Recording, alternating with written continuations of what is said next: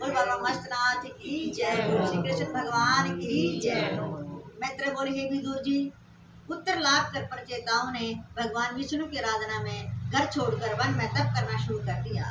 जिनके संस्कार से एक दिन नारद जी उनके पास आए, प्रचेताओं ने उनकी बड़ी अभ्यर्थना की और ज्ञान ध्यान की बातें पूछी।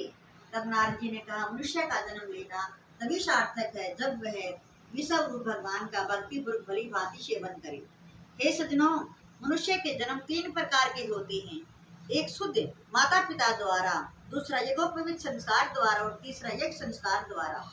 इन जन्मों में वेद के कहे कर्मों द्वारा यदि कोई देवता हो, देवता भी हो जाए तो क्या, जिसमें विष्णु की भक्ति न हो, वह विद्या पढ़ना, वह तप, वह वचन और वह विचार शक्ति भी क्या, जिसमें विष्णु की भक्ति न हो।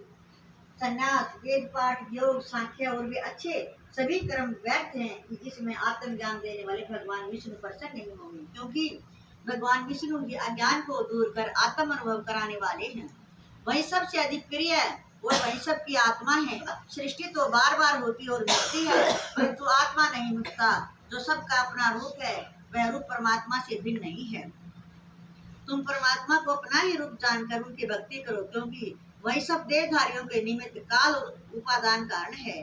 वही अपनी योग माया से युक्त ईश्वर रूप सबके कर्ता और परमेश्वर हैं। वह चाहे तो अपने तेज से पर्वत को राई और राई को पर्वत कर दे।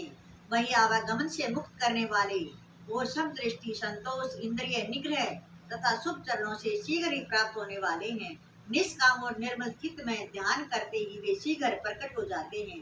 वे अपने ऐसे सरल भक्ति के भक्तों के आगे स्वयं लक्ष्मी जी की ओर वे आंख उठाकर नहीं देखते और योगियों, साधुओं और अपने ऐसे सेवकों के जल्दी ही वश में हो जाते हैं।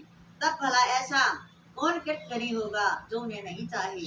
वैसे कहते हैं कि प्रचेताओं से ऐसा कहकर नारद जी अपने लोक को चले गए। हे विदुर जी, आपने जो पूछा था वह उत्तानपाद के वंशजों का चरित्र वर्णन किया। अब राजा प्रियव्रत के वंश को सुनो।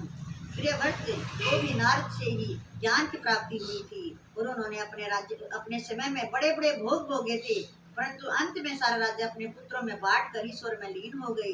सुखदेव जी कहते हैं कि हे राजन, इस प्रकार मैत्र आदि ऋषियों को प्रणाम कर विदुर जी अपने बंधु बांधवों को देखने के लिए वहां से चले गए। हे राजन, परीक्षित राजाओं के चरित्र और भगवान विष्णु की अमृतमयी कथाओं के सुनने से मनुष्य आयुर्बल, यश और कल्याण का मार्ग होता है। भगवान की जय, बाबा मस्तनाथ की जय।